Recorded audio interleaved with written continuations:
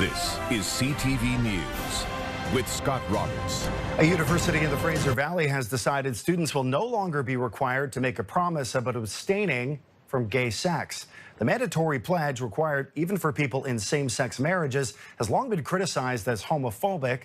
But as CTV's John Woodward reports, the covenant will stay in place for people who work on campus. Matthew Wigmore came out as gay in his second year at Trinity Western University. He said the education was excellent, but he always felt different. You are less than a lot of your counterparts on campus. One culprit, the university's community covenant, which demands that students promise to abstain from sexual intimacy that violates the sacredness of marriage between a man and a woman, or face expulsion.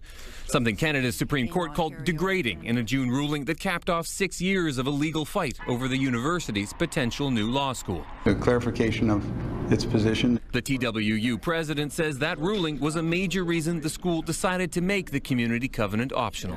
One of a number of factors.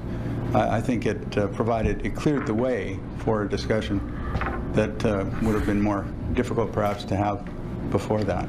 Even though students won't have to sign the community covenant, staff and faculty will. And critics say the test of whether the university is discriminatory will be whether the culture changes as well. Not merely as tolerating difference, but actually valuing and respecting and celebrating difference, because that's what a fully inclusive society requires. There's also the question of whether the university will apply again for a law school. No decision has been made whether or not an application will be made or when. Wigmore hoping for more counseling and gender-free washrooms for trans students on campus.